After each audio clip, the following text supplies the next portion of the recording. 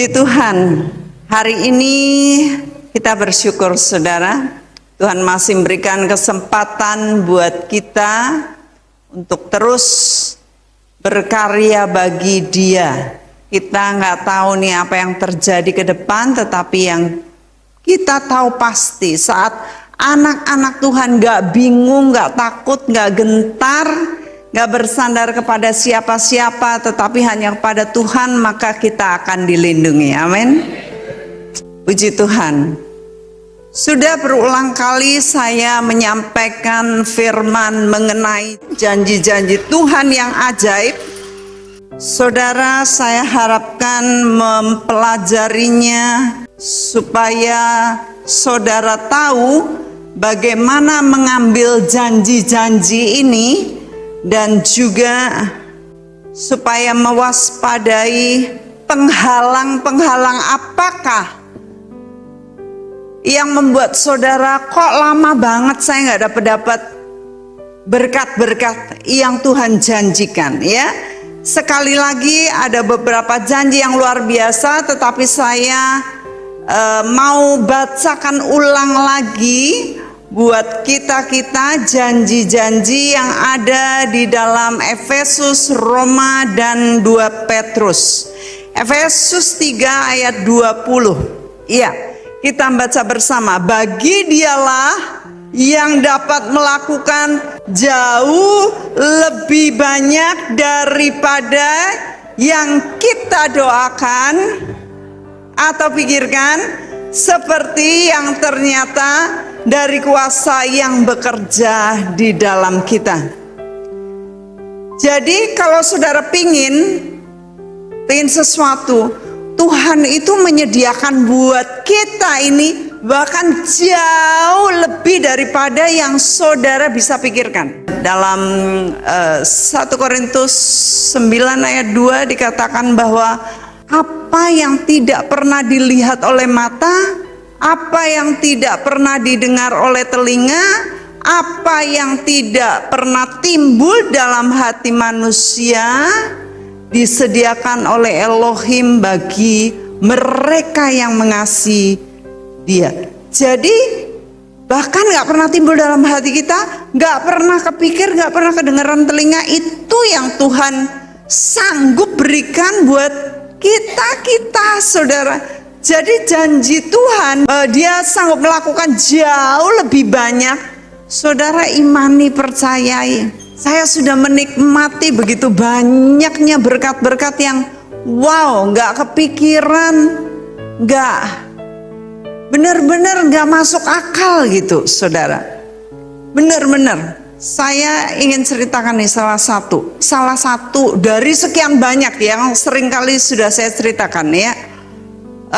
Satu kali kami membutuhkan satu tempat yang mana KCC yang pelayanan saya ya saudara adalah yayasan ministry. Nah, ministry ini membutuhkan domisili. Domisili itu artinya harus ada rumah tetap alamatnya gitu loh. Nah, saya selama itu kontraktor ya. Jadi saya ngontrak, pindah lagi, ngontrak lagi, pindah lagi, habis pindah lagi.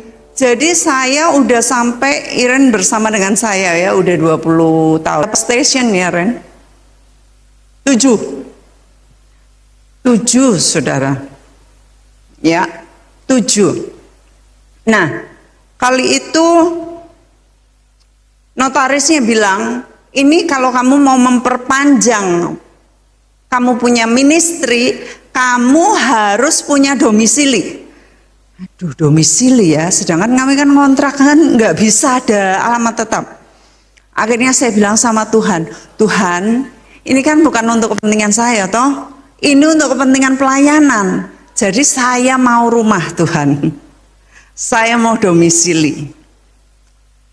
Lalu saya lihat-lihat rumah, ada 2 pilihan. Saudara tahu toh saya kalau milih gimana? Yang bagus. Saya milih rumah itu yang kamarnya 8, atau ada rumah satunya yang bagus di pojok. Ya, ada kamarnya berapa ya? 5 atau apa ya? 5 gitu ya. Nah, terus saya bilang sama rekan saya, tolong kita mau beli ini rumah. Tanyakan yang punya rumah 2 ini, yang mana yang mau dijual. Teman saya gini, kamu kan tahu kita nggak punya uang, ministry nggak punya uang. Oh, saya tahu, tapi bapakku punya uang, dan ini kepentingan bapakku, saya bilang ya. Oke, kamu tahu kan per bulannya keuangan kita berapa? Tahu. Saya nggak usah dibilangin, saya tahu.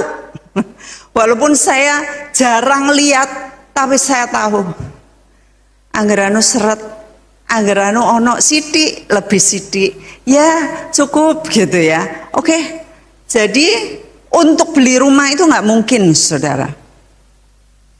Kemudian saya waktu itu mau pergi ke Swiss, dan dari Swiss saya mau pergi ke Nigeria, Afrika Utara. Dari Swiss saya ke Patmos ke Nigeria. Ya. Patmos itu di Yunani, Athena, nyebrang lagi di tempatnya Yohanes dikucilkan. Nah, kemudian saya bilang sama rekan saya mau pergi, pulang dari pelayanan, saya mau tanda tangan. Ya, rekan-rekan saya ini pelayanan, rekan-rekan yang lain juga, kalau dengar saya ngomong gini itu belalak, bingung, garuk-garuk. Saya bilang pokoknya pulang, saya mau tanda tangan salah satu dari rumah ini. Aduh, ya dianya aduh, saya enggak. Saya berangkat dengan koper saya, kemudian saya seminar di Swiss ya. Lalu saya ke Pulau Patmos ya, lalu bukan kos-kosan ya, coba saudara lihat di Alkitab saudara, ada tempat kota kecil namanya Kos, itu di mana Paulus juga di situ terus nyebrang ke Patmos. Nah, ada Kos, kalau di bahasa Inggris COS, kalau di Indonesia KOS. Kos. Nah, saya ke Kos, kemudian dari Kos nyebrang ke Patmos, lalu saya ke Nigeria. Udah, pokoknya puji Tuhan, pulang. Saya bilang, yang mana rumahnya? Yang ini. Jadi bukan yang 8 kamarnya. Oke, nggak ada tulisan itu, nggak ada tulisan disewa atau dijual, nggak ada. Tapi saudara, saya kasih tahu, kita anak raja, kita punya otoritas. Ya, jadi saya selalu ngomong, jangan tanya dijual enggak, jangan. Ini mau dijual berapa? Ingat tren waktu itu kita di Sunter juga, sebelah kita, ya sebelah kita. Jadi kami udah sewa 2 ruko, 5 lantai sama 4 lantai. Lalu kami kekurangan ruang, ya, kekurangan ruang. Lalu saya tiap kali lihat sebelah saya kok enggak diseni-seni gitu loh, diseni-seni, kok enggak diisi-isi, ya kalau buat yang streaming nggak ngerti, kok enggak diisi-isi. Akhirnya saya nyuruh Iren ya, enggak, Iren jadi saksinya ada ini 20 tahun bersama. Ren, jangan nanya disewakan enggak? Kami mau sewa. Saudara, beda. Kita punya otoritas. Ya, jadi saya bilang itu akhirnya kami nggak mau jual, kami nggak mau sewa. Kami mau sewa. Yang itu akhirnya disewakan loh, saudara. Nah, yang ini, yang rumah ini, kami nggak jual, kok nggak ada tulisannya. Kami mau beli. Saudara, anak raja, ya, kami mau beli. Loh, kok duit ora ono, loh, uang tuh nggak ada, saudara. Tapi saya bilang, Tuhan, Engkau yang butuh loh. Aku cuman hamba-Mu loh Tuhan. Jadi akhirnya gini dan akhirnya disepakati harganya. Disepakati, terus gimana caranya? Saudara, kalau mau KPR, saya mau KPR, nggak diterima. Karena pemasukan itu nggak ada, Bu. Pemasukan itu, uang ngalir itu nggak cukup, nggak ada. Jadi waktu di appraisal, dilihat ini, kamu nggak bisa KPR. Gitu. Ya akhirnya dengan iman toh, kayaknya kami juga nggak ke bank, karena kami tahu nggak bakal diterima KPR. Jadi kami bilang, oke, kasih kami waktu 1 tahun. 1 tahun saudara, itu berapa M 1 tahun? Sedangkan pemasukan aja kembang kempis. Ini butuh nyali gede, butuh iman banget saudara. Dan saya bilang, Tuhan engkau yang kupercayai. Saya nggak cuma nyanyi, nggak cuma omong doang omdo. Saya nggak cuma baca Alkitab dan lihat mujizat.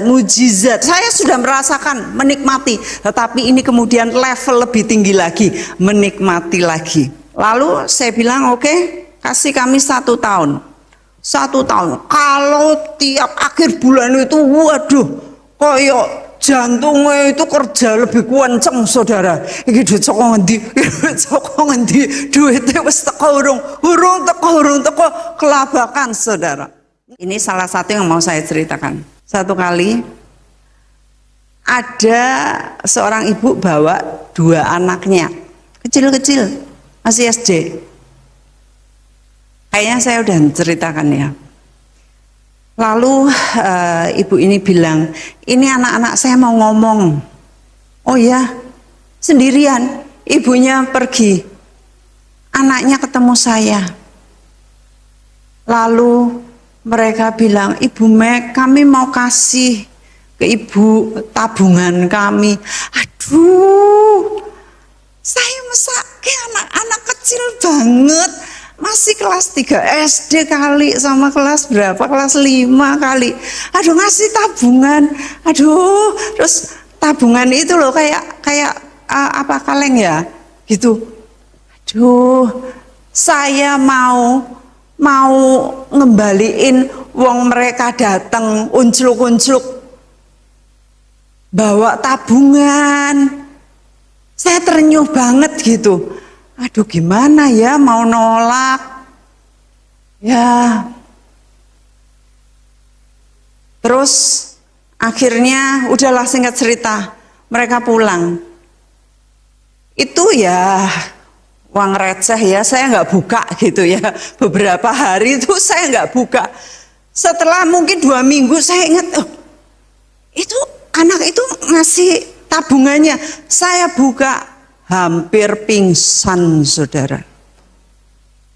Abot emas batangan.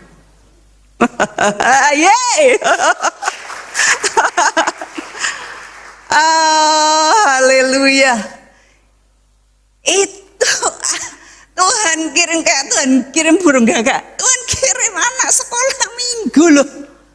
Lalu mereka tuh nulis, salah satu, dua nulis, tapi tulisannya itu gini, ini di tangan kami mungkin tidak banyak berarti, tetapi di tangan Ibu Mek sebagai hamba Tuhan, aduh saya ngomong gini aja menangis.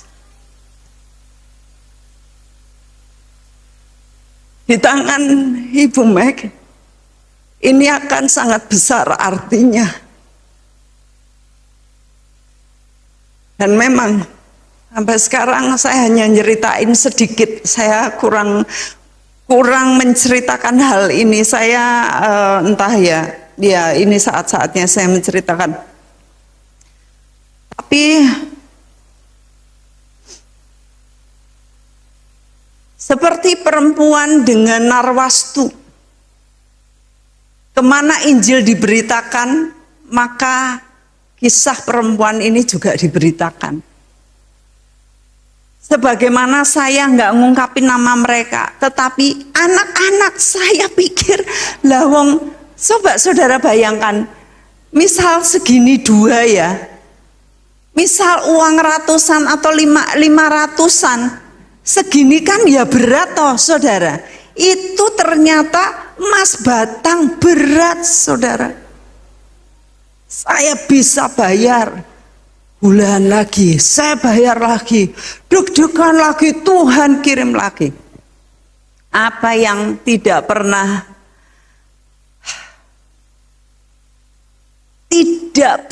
saya belum pernah lihat emas batangan sebelumnya, belum pernah megang, belum pernah punya, belum pernah megang. Tapi itu kali saya megang dan berat. Apa yang tidak pernah saya lihat, tidak pernah timbul dalam pikiran, tidak pernah didengar, tidak pernah timbul dalam hati, Tuhan sediain saudara. Nah, sekarang masalahnya ini loh, penghambat apakah ini? Kalau nggak bisa ngampuni, nggak mengutamakan Tuhan, kalau salah berdoa, kalau nggak menabur, kalau nggak berpuluhan, kalau nggak berlaku baik, ini adalah penghambat saudara. Untuk saudara kita menerima berkat Tuhan.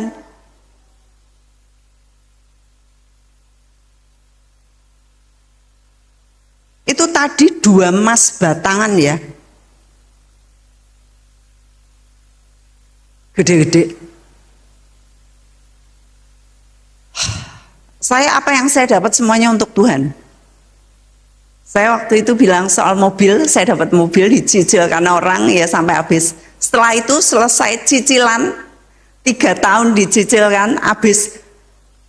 Pemuridan butuh itu tadi, kontrakan butuh, saya tabur semuanya. Saya dapat emas berlian gerendelan, semuanya saya kembalikan untuk Tuhan. Jadi untuk Tuhan saya nggak simpen. Mengutamakan kerajaan surga, menabur. Nggak cuman perpuluhan kalau saya, kabehan, ya. Apa yang Tuhan minta kabehan tak kayak ini. Ya. Kalau hanya berdoa untuk meminta kepentingan diri sendiri, berlaku baik, ya.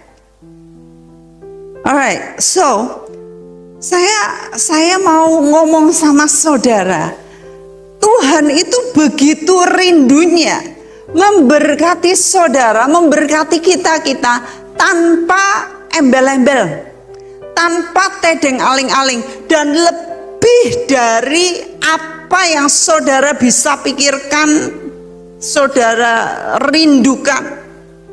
Tuhan memberinya lebih-lebih berkelimpahan. Nah, saya akan langsung ya, karena saudara udah belajar ya janji-janjinya, bahkan Tuhan itu yang tidak menyayangkan anaknya sendiri, dia memberikan yang terbaik di surga buat kita.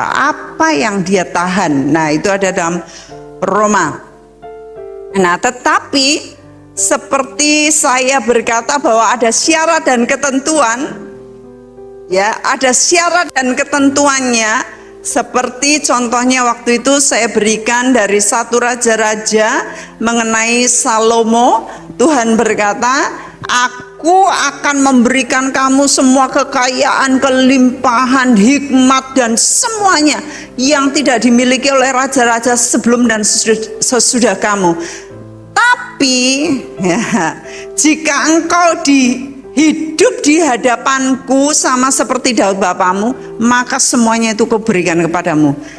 Tetapi jikalau kamu mulai tidak taat, kamu nggak ngikutin kehendak dan perintahku, nah ini hambatan-hambatan, maka ini ada ayatnya. Tetapi jika kamu ini dan anak-anakmu berbalik daripadaku dan tidak berpegang pada segala perintah dan ketetapanku yang kuberikan kepadamu, dan pergi beribadah kepada ilah lain dan sujud menyembah, ini jadi ini tetapi adalah syarat dan ketentuan.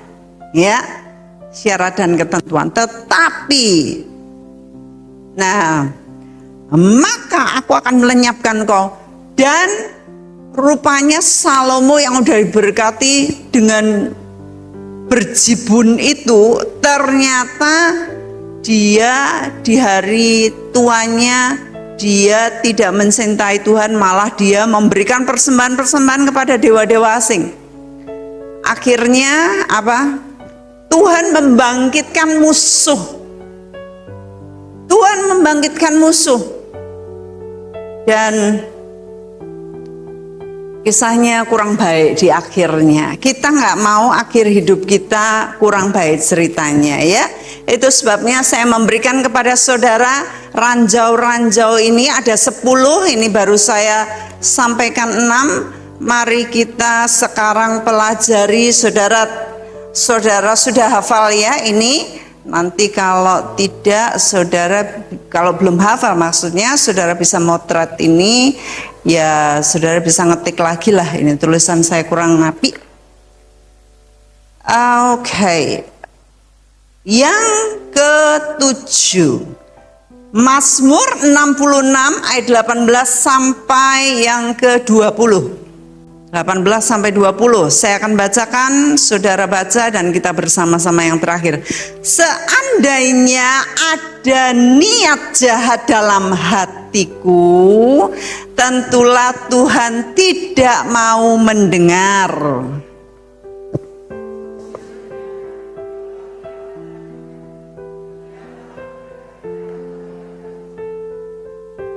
Terpujilah Elohim yang tidak menolak doaku dan tidak menjauhkan kasih setianya daripadaku. Jadi ranjau berikutnya yang ke-7 adalah niat jahat, ya. Hati-hati jikalau ada niat jahat dalam hati. Niat jahat apa? Ya kita masing-masing tahu kejahatan hati kita. Kalau ada jahat, wah kita ngapusi orang, ya kita berniat untuk mencelakai orang, kita ini dan itu. Niat jahat, kalau ada niat jahat, maka Tuhan akan tutup pintu berkat. Karena ada syarat dan ketentuan untuk menerima janji-janji Tuhan yang berharga dan sangat besar itu. Saudara selidiki, kayak Daud berkata, selidiki aku, lihat hatiku. Ya ada lagunya. Kita selidiki hati kita, kira-kira yang bikin kita itu tidak berkenan di hadapan Tuhan apa? Yang bikin kita deg-degan, kita sembunyi-sembunyi, ya. Mungkin ada kita chatting sama mantan. Iya. Kita ketemuan sama mantan niat jahat, ngapusi bojone, ya, dan ngapusi customer dan sebagainya. Niat-niat jahat. Kita harus senantiasa memilah kotoran-kotoran di hati kita. Sekiranya ada yang tidak berkenan, karena semuanya ini akan menghambat saudara-saudara untuk terima janji-janji yang sangat besar dan berharga ini. Saudara, Tuhan itu begitu rindunya memberkati kita, tinggal sanyuk diberkati. Begitu rindunya, lebih daripada kita, saudara. Lebih dari kita merindukan, Tuhan itu lebih merindukan. Tuhan tidak ingin kita soro. Tetapi Tuhan tidak bisa juga melanggar ketentuan ketetapan firman.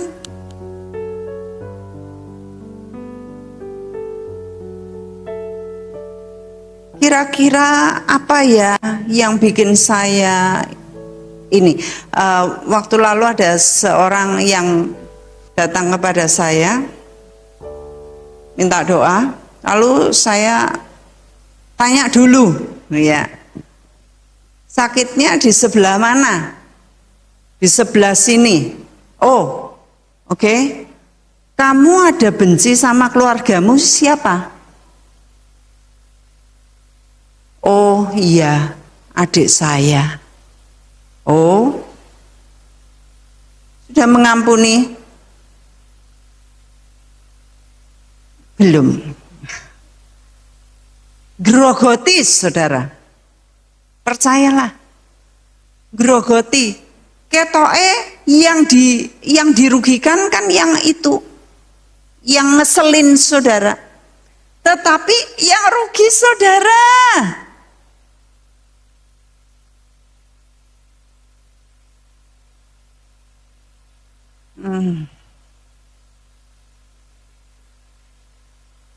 Ada lagi juga sakit. Saya tanya, kira-kira mulainya kapan? Kira-kira ada pegangan enggak? Kira-kira punya apa namanya yang barang-barang itu pasti apa? Jimat enggak? Gitu ya. Oh ada. Nah, jimat buat apa? Buat menghalangi orang lain supaya tidak berbuat jahat, karena mereka sudah berbuat jahat dan bisa balas. Ya, loh makanya sakit. Bukan Tuhan yang menyebabkan, tetapi iblis, karena selalu ada timbal baliknya, ada pamrihnya. Ya, iblis nggak gitu aja dilepasin. Saudara nggak bisa gini, saudara minta upah dari iblis, nggak bisa begitu aja saudara dapat langsung dari iblis terus nggak ada imbal baliknya, nggak ada, pasti ada, ya selalu ada. Nah, setelah itu akhirnya mau dilepaskan, ya keluarganya mau, semua mau, walaupun belum anak Tuhan, oke, didoakan, dilepaskan, barang-barangnya diserahkan kepada saya, dan akhirnya didoakan semua sembuh. Ya, belum lama kami baru aja bakar jimat-jimatnya. Kalau ada yang begitu serahkan ke saya, serahkan ke saya. Mereka semua takut untuk megang, untuk apalagi bakar, buang, jual, takut. Saya enggak takut, sini saya kasih ke saya. Dan kami udah berapa kali kami bakar jimat itu ya, berkali-kali dulu ya Pak, Bapak-bapak konco ya. Ketok anu itu, cincin itu loh, gitu.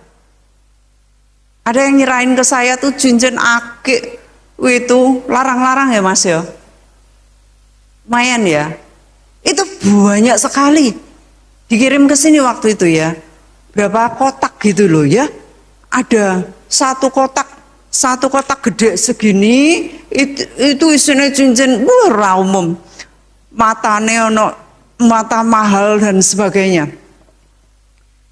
Itu my brother itu tahu itu harga-harganya ya. Terus ada lagi batu-batu yang sak kresek, batu macam-macam lah, diserahkan ke saya semua. Terus saya tanya, coba kamu lihat yang ada isinya yang ini. Terus mereka bilang, Nek boleh aku minta yang ini sama ini. Karena larang. Itu oke banget. Oh, kowe gelem, saya gitu. Gelem, yo nek oleh. Kalau boleh, loh boleh, ini semua diserahkan ke saya, tapi nanti ngintil kowe gelem ra? Oh, ora aku nek ngono. Irohnya bisa ikut nah. Ya. Jadi ya kemana ya waktu itu kita buang, kemana, ke laut atau kemana ya? Ya nggak tahu lah, kami lupa saking banyak ya kami diserah-serahin gitu ya. Jadi kalau ada niat jahat tertutup, ya Kita harus bersih-bersih. Makanya saya ajarin saudara udah bertahun-tahun ini, 5 tahun ini saya ajarin saudara barang-barang tumpas. Mana yang dari rumah saudara yang ada gandulan-gandulan. Tapi masih banyak yang ngeyeli. Ya, siapa ya Bu Wur kita besuk-besuk ih. Loh, kuwi kok ana gantung kaya ngono misi. Sayang Bu. Loh, sayang piye toh? Saya mau nerima janji-janji yang luar biasa kok, yang gitu sayang. Waduh, satu kali kami pernah ke satu ibu, sakit ibu ini. Aduh, sakitnya itu ndak umum saudara. Cuci darahnya itu sudah 3 kali atau 2 kali seminggu, masih muda. Masih muda. Waktu masuk rumahnya, walah, ono sing nunggu. Ada penunggunya. Penunggunya itu patung tuh motone blolok loh. Lah wong ini dari yang punya rumah dulu. Ya yang punya rumah dulu ya serahkan ke saya, jangan. Putune ya. Putune wedi saudara. Ndak apa-apa, sini. Jadi putune nempel-nempel saya. Ya, ini loh. Ini kita kasih minyak ya. Terus boleh. Ada berapa ya waktu itu? Berapa ya? 3 atau apa? Ada 3. Yang dibolehin cuman 2 dibawahi. Nanggung banget kan? Ya udah 2 gotong. Tapi 1 dipertahankan ya. Sayang banget. Ya itu menghalangi kesembuhannya. Tidak tuntas. Waktu itu akhirnya kami bawa sini, kami bakar di depan Pak Prapto ya. Ya Pak. Ingat toh Pak? Nah, jadi ada buktinya saudara saya ngomong. Ya. Pecah ke, bakar di depan sana. Nah, kalau saudara ndak rela menyerahkan yang gini-gini loh. Ini saudara nggak terima berkat yang membuat kita sama menjadi kodrat ilahi. Saya tuh sering tuh gemes gitu loh. Walah wong misale wong kayu weok dipertahanke, wong wesi weok dipertahanke, wong batu loh, batu pahatan gitu. Gak medeni matane gede banget keluar lagi. Utune setiap kali lewat di rumah kok setiap kali lewat nangis. Aduh, gemes ya. Tapi saudara gini loh, sak gemes-gemesnya saya pengen ngangkut semuanya. Kalau saudara nggak rela, ya itu masih ada di hati saudara. Ya. Saya ingat waktu itu kan kami ngajarkan itu udah lama banget ya, tahun berapa ya di Sentul itu yang barang tubas itu 2018 atau 2016 gitu ya, Ibu Agnes ingat 2000. Nah saya ngajarkan ya kayak di sini kan waktu itu kan saudara bawa kan. Nah akhirnya salah satunya tuh adik saya gitu ya, adik ragil saya kan, karena anak-anaknya juga ikut pemuridan ya. Jadi akhirnya saya ke rumahnya, mereka bersihin banyak sekali. Lalu saya ke rumah mereka ya. Waktu ke rumah mereka saya lihat, lah ini masih gantung, lah ini masih ini gitu. Terus anaknya gini, Papa, kayaknya kita harus bakar semua rumah kita deh, karena rumah kita kok kok semuanya ada isinya ya, gitu. Ini waktu kecil anaknya Moses itu kalau lihat di belakang itu ada pohon jambu, pasti nangis, masih bayi, masih belum setahun, pasti nangis gitu. Moses manggil saya, sis datang ke rumahku, itu loh dibersihin tolong gitu. Oh iya, saya bilang sama dia, tak gojeki dulu, mbok kowe dhewe, kowe anak pendeta. Ya, saya sora kowe wae. Loh, piye to ya?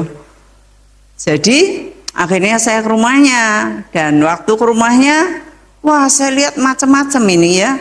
Akhirnya saya bersihkan areanya, bersihkan dan dikuduskan. Lalu saya lihat satu lukisan, ya. Nah lukisan ini kalau saudara pakai mata jasmani nggak bisa lihat. Saya pakai mata rohani bisa lihat. Saya bilang ini ada isinya ini matanya. Jadi saya nanya, ini dari mana? Oh dari istri saya, sejak kami belum nikah dia udah punya ini. Lalu dibawa di rumah ini dan dipasang di rumah ini. Saya bilang ada isinya, turunkan. Oh iya, ambil pisau, matanya tancap, mau aku kamu wae. Awake gede loh. Kamu wae, aku rawani. Motone ditancap loh, saya backinganmu. Doe gede sangine aku burine backinganmu aku. Mau aku wedi aku. Jadi akhirnya dalam nama Yesus matanya tak tusuk. Baru dia bilang gini, lah aku kelingan dek menono cah nom brene. Anak muda di sini, lalu kami lagi ngomong, lagi ngobrol di ruang makan, tiba-tiba dia tuh gini-gini, kayak itu karena tidurnya di kamar itu, gini. Lalu dia bilang tiba-tiba gini, dia lihat pintu, lagi ngobrol nih di ruang makan, dia lihat pintu, iya Nyai, hah? Ada, saya bilang apa kuwi? Itu kok Nyai sama satunya mau masuk boleh enggak? Oh jo adekku ngoten, jangan suruh masuk. Nah, kalau saya dulu ada yang penglihatan gitu, lah itu banyak itu suruh sini suruh masuk, suruh masuk kayak tak omongan, tak kenal ke Tuhan Yesus, tak usir keluar, suruh masuk berapa banyak suruh masuk. Nah, ya, jadi lucunya itu iya Nyai gitu loh, lucu kan. Nah akhirnya dia bilang, oh kui marak ke gara-gara itu ada. Jadi saudara, barang-barang di rumah saudara ya, kalau saudara tidak bersihkan itu ngundang roh. Ngundang apa? Ngundang roh ya. Jadi kalau saudara nggak rela ya, wah regane larang, mahal itu harganya. Saudara, itu nggak ada apa-apanya dibanding janji Tuhan yang luar biasa. Ya, kalau saudara pengen diberkati, nah Mbak sini. Dulu saya mubeng aja ke rumah saudara masih kok ada. Sudah dikumpul-kumpul kayak gini. Saya menghargai, itu nggak ada artinya saudara. Tidak ada artinya. Harga berapa? 1,5 juta ya misalnya. Terus apa kaos bola ya. Itu dibawa ke sini ya. Kami bakar-bakar ya. Aduh. Saya ngomong aduh itu saya ingat saya sendiri juga bakarin sepatu-sepatu kami yang lumayan saudara ya. Selfie saya belikan dari Amerika berapa 3 juta berapa itu ya, 3 juta lebih ya. Saya sendiri beli di Hong Kong sepatu lah tahuan judulnya kaya ngono, akhirnya tak bakar kabeh. Diguntingi dulu dibakar. Nah saudara, kita nggak tahu apa-apa yang bisa menghambat kita.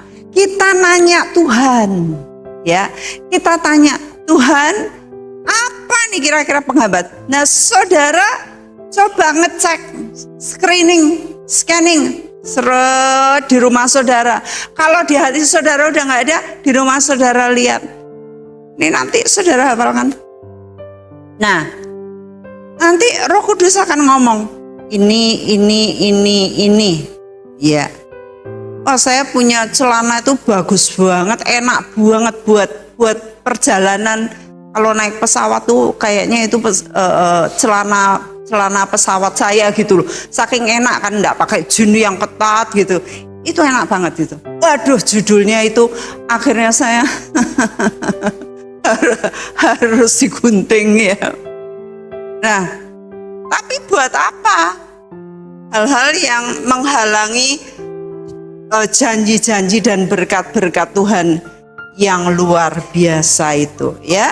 Lalu yang ke-8, Yakobus 1 ayat 6 sampai 8. Saya pikir hari ini bisa selesai, ternyata kayaknya enggak ya, tetapi enggak apa-apa, kita pelan-pelan. Alright. Hendaklah ia memintanya dalam iman dan sama sekali jangan, sebab orang yang bimbang sama dengan gelombang laut yang diombang-ambingkan kian kemari oleh angin. Saudara,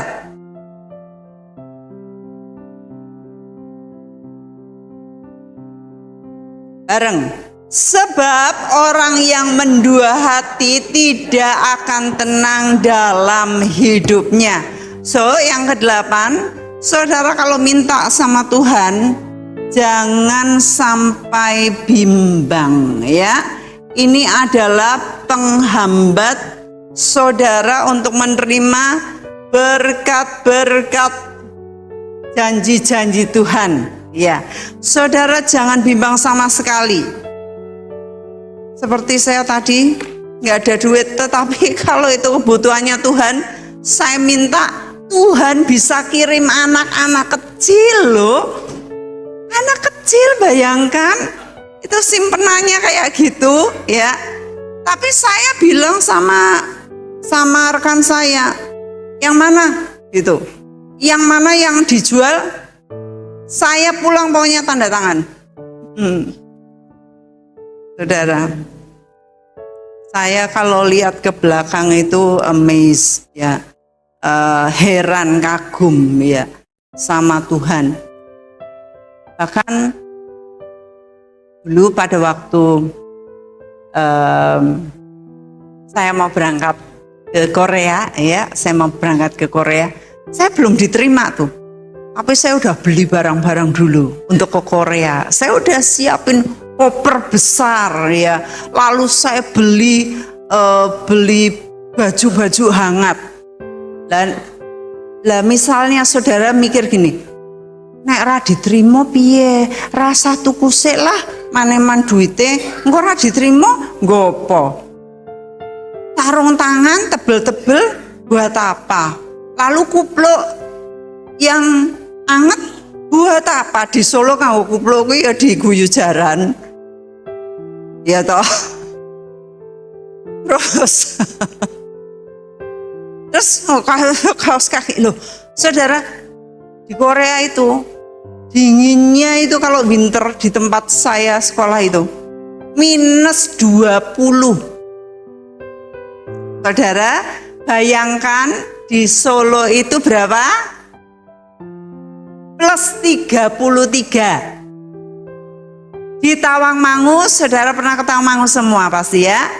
Di Tawangmangu nek adem banget 16 derajat. Di Korea bukan 0 tetapi minus 20. Adem itu sampai ke tulang. Dan itu berbulan-bulan. Sungai Han di depan sekolah saya itu bisa buat orang lari-lari. Saking jadi es itu setebal mungkin 1 atau 1 meter ya. Jadi kalau saya mikir gini, wis rasa tuku kok nek ra ketrima. Nah, itu bimbang. dalam hati orang yang bimbang tidak menerima apa-apa dalam hidupnya. Ya, apapun yang saudara doakan, saudara percaya. Makanya saya minta saudara itu sumlenge. Ojo, sidik-sidik nangis, sidik-sidik nangis. Apa itu? Itu udah tahun lalu, tahun-tahun lalu. Udah nggak ada lagi. Hari ini nggak ada lagi. Amin ya. Nah hari ini saudara jingkrak-jingkrak. Kemarinnya kapan ya, beberapa hari yang lalu lah. Ada sesuatu yang agak nyesek di hati kami. Aduh iki piye to yung gitu ya. Tiba-tiba yuk angkatannya susah ya, memang angkatannya susah. Kemudian selfie mulai Iren gak keluar.